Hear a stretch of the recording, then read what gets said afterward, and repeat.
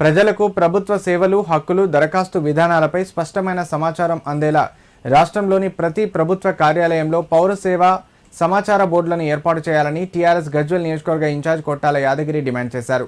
ఈ సందర్భంగా సిద్దిపేట జిల్లా గజ్వేల్ ఆర్డీఓ చంద్రకళకు వినతి పత్రం అందజేశారు. అనంతరం సర్దార్ సర్వాయి పాపన్నగౌడ్ జయంతి సందర్భంగా ఆయన విగ్రహానికి పార్టీ నాయకులతో కలిసి పూలమాలలు వేసి ఘనంగా నివాళులర్పించారు. అనంతరం Gajwel Pragnapur municipality TRS party కమిటీని నియమించారు. ఈ సందర్భంగా కొట్టాల యాదగిరి మాట్లాడుతూ కాంగ్రెస్ ప్రభుత్వ ప్రజా వ్యతిరేక విధానాలపై క్షేత్రస్థాయి నుంచి పోరాటానికి టీఆర్ఎస్ సిద్ధమవుతుందన్నారు. ప్రస్తుత కాంగ్రెస్ ప్రభుత్వ పాలన మధ్య తేడాను ప్రజలకు వివరిస్తామని చెప్పారు.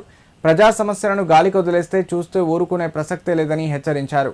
సామాజిక తెలంగాణ కోసం, ప్రత్యేక రాష్ట్ర సాధన కోసం ఉద్యమించిన ఉద్యమకారులు, తెలంగాణ వాదులు టీఆర్ఎస్కు అండగా నిలిచి పార్టీని మరింత బలోపేతం చేయాలని పిలుపునిచ్చారు.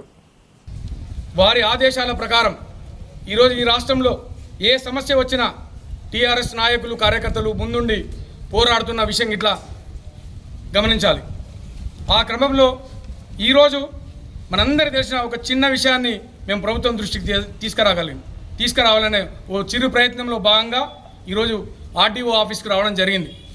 మరి ప్రతి తహసీల్దార్ ఆఫీస్లో పోగానే మనకు ఒక నల్ల బోర్డు మీద తెల్లటి అక్షరాలతోని సిటిజన్ చార్ట్ అనే ఒక చార్ట్ కనబడుతుంది.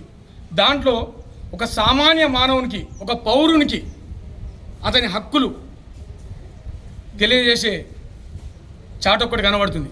ఆ హక్కుల ప్రకారం ఏవి ఎప్పుడు ఎన్ని రోజులలో కంప్లీట్ చేయాలి అనేది క్లియర్గా ఆ సిటిజన్ చార్టు రూపొందించబడుతుంది.